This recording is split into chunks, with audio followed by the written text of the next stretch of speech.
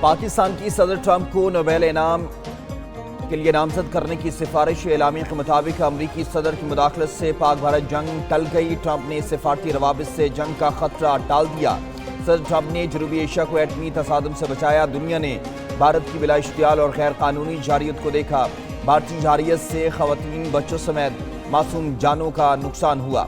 صدر ٹرمپ کا کردار عالمی امن، مشرق وسطی میں استحکام کے لیے اہم قرار۔ پاکستان نے مسئلہ کشمیر کے حل میں ٹرمپ کی سنجیدہ دلچسپی کو سراہا۔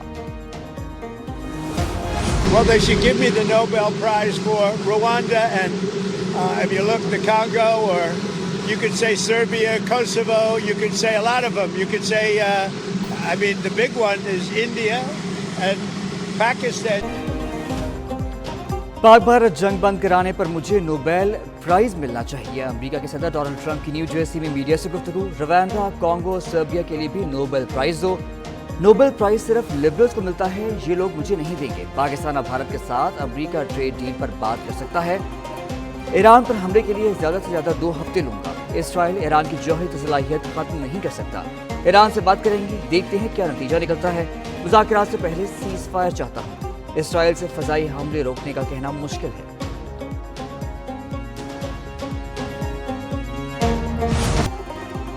ایران کا اسرائیل پر ایک بار پھر میزائلوں سے نیا حملہ۔ ایرانی فوج کی جانب سے تل ابیب، حیفا، جنوبی اسرائیل میں 30 میزائل داخل گئے۔ اسرائیل کے شہر دھماکوں سے گونج اٹھے۔ صہیونی حکومت کی شہریوں کو بنکرز میں رہنے کی ہدایت۔ میزائل کے ٹکڑے لگنے سے ڈین گیش میں رہائشی عمارت میں آتش زدگی۔ ترجمان خاتم الانبیاء ہیڈ کوارٹرز کا اسرائیل کے فوجی مراکز 2 فضائی اڈوں کو نشانہ بنانے کا دعویٰ۔ دفاعی صنعتوں، کمانڈ اینڈ کنٹرول مراکز کو بھی نشانہ بنایا۔ ایران کے حیرت انگیز حملے اسرائیل کو گھٹنے ٹیکنے پر مجبور کر دیں گے۔ امریکہ شریک ہوا تو اس کے فوجی اڈوں کو بھی خطرات کا سامنا کرنا پڑے گا۔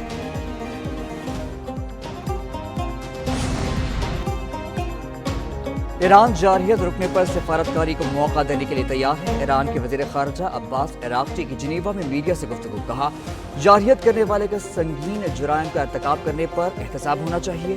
ایران کا جوہری پروگرام پر امن مقاصد کے لیے ہے اور اس پر حملے بین الاقوامی قوانین کی خلاف ورزی ہے۔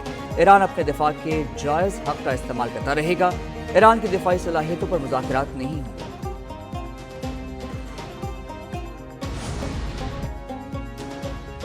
جنیوا میں ایران اور عالمی طاقتوں کے درمیان مذاکرات میں تعطل۔ ایرانی وزیر خارجہ عباس عراقچی کے یورپی وزیر خارجہ سے مذاکرات۔ تہران کا یورینیم افزودہ کرنے کے حق پر اصرار۔ ایرانی وزیر خارجہ عباس عراقچی نے کہا کہ دفاعی صلاحیت پر کوئی سمجھوتا نہیں کریں گے۔ برطانوی وزیر خارجہ کہتے ہیں ایران کے پاس ایٹمی اسلحہ نہیں ہونا چاہیے۔ فرانس اور یورپی یونین کا اسرائیلی حملوں کے باوجود بات چیت جاری رکھنے پر زور۔ روسی صدر پوٹین کی عباس عراقچی سے پیر کو ماسکو میں ملاقات متوقع ہے۔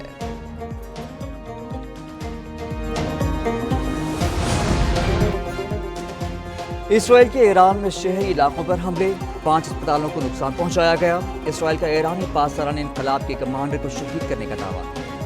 اسرائیل افواج کا کہنا ہے کہ تہران میں میزائل کی تیاری کی تنصیبات پر حملے کیے گئے۔ ایرانی میزائل لانچ سائٹس کو تباہ کر دیا گیا۔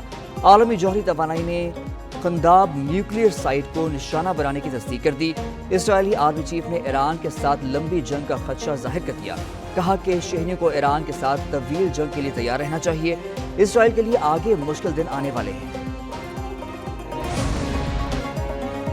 نتانز میں تابکاری کے کوئی شواہد نہیں ملے۔ سربراہ عالمی ایٹمی ایجنسی رافیل گروسی نے کہا کہ اسرائیل نے ایران کی مختلف جوہری تنصیبات کو نشانہ بنایا۔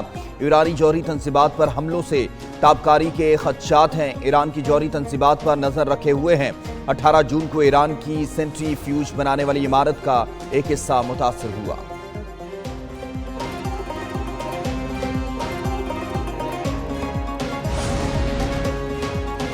ایران اور اسرائیل کے درمیان جنگ روکنے کا مشن OIC کا اہم اجلاس آج استنبول میں ہوگا۔ OIC اجلاس میں مسلم دنیا کو درپیش اہم چیلنجز پر غور کیا جائے گا۔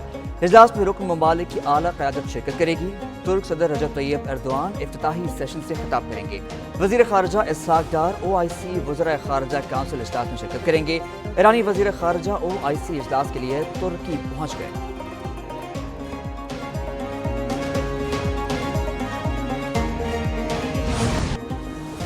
یمن میں ایران اور فلسطین کی حمایت میں لاکھوں افراد کا مارچ۔ مظاہرین نے کہا کہ اسرائیل کو امریکہ اور یورپ کی حمایت حاصل ہے۔ सियोनी फोर्सेस अस्पतालों, इमारतों और शहरियों के घरों पर बमबारी कर रही है। हम ईरान और फलस्तीन को तन्हा नहीं छोड़ेंगे।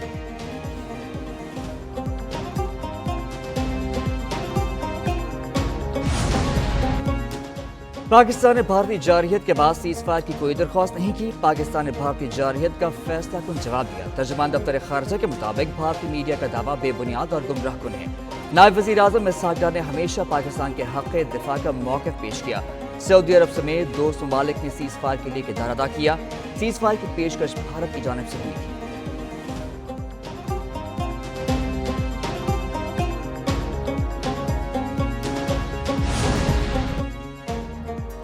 पंजाब में यकम से 10 मुहर्रम हराम तक दफ़ा 144 नाफिज कर दी गई। डबल सवारी पर पाबंदी का इतलाक 9 और 10 मुहर्रम हराम को होगा।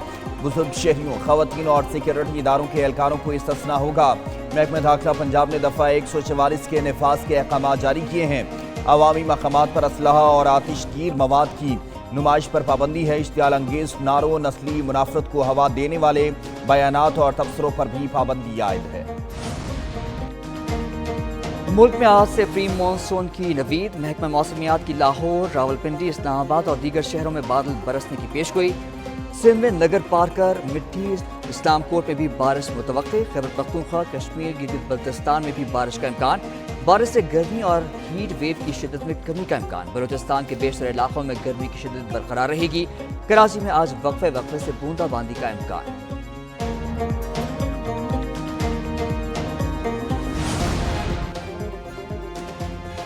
पाकिस्तान समेत दुनिया भर में आज तवील तरीन दिन और मुख्तसर तरीन रात होगी। 22 जून से दिन का दौरानिया मुसलसल कम होना शुरू हो जाएगा। आज का दिन दौरानिया तकरीबन 14 घंटे और रात का दौरानिया 10 घंटे होगा। 1 जुलाई के बाद दिन का दौरानिया मुसलसल कम होना शुरू हो जाएगा। 22 सितंबर को दिन और रात का दौरानिया तकरीबन बराबर हो जाता है।